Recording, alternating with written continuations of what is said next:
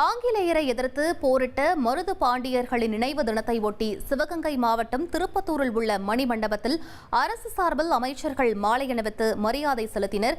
மேலும் விவரங்களை எமது செய்தியாளர் சுந்தர் வழங்க கேட்கலாம். சுந்தர், முழு விவரங்கள் என பதிவு பண்ணுங்க. மருது பாண்டியர்களோட 224வது நினைவு தினம் இன்னைக்கு அரசு விழாவாக கொண்டாடப்பட்டு வருகிறது. இந்தியாவில் ஆங்கிலேயரை எதிர்த்து போரிட்டதால் 1801ஆம் ஆண்டு அக்டோபர் 24ஆம் தேதி சிவகங்கை மாவட்டம் திருப்பத்தூர்ல பாத்தீங்கன்னா மருது பாண்டியர்களை தூக்கிலிட்டார்கள். இதையடுத்து அரசு சார்பில் அங்கு நினைவு தூண் மற்றும் நினைவு மணிமண்டபம் அமைக்கப்பட்டு ஆண்டுதோறும் அக்டோபர் 24ஆம் தேதி மருது பாண்டியர்களோட நினைவு தினம் அரசு விழாவாக கடைபெற்று வருது. தொடர்ந்து மருது பாண்டியர்களோட மணிமண்டபத்துல பாத்தீங்கன்னா மாவட்ட ஆட்சியர் பொற்கொடி தேசிய கொடியை ஏற்றி வச்சு அரசு விழாவை காலையில தொடங்கி வச்சாங்க. அதற்கு முன்னதாக பாத்தீங்கன்னா வாரிசுதாரர்கள் பொங்கல் இட்டு வழிபட்டனர்.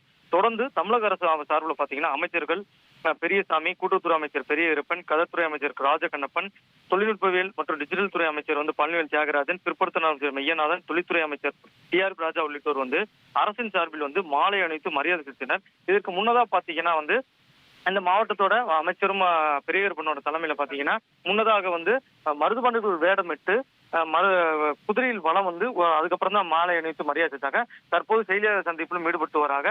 இதைத் தொடர்ந்து அரசு துறை அதிகாரிகள் மற்றும் அனைத்து கட்சி தலைவர்கள், சமுதாய தலைவர்களும் மாலை அணிவித்து மரியாதை செலுத்த உள்ளனர். விவரங்களுக்கு நன்றி சுந்தர்.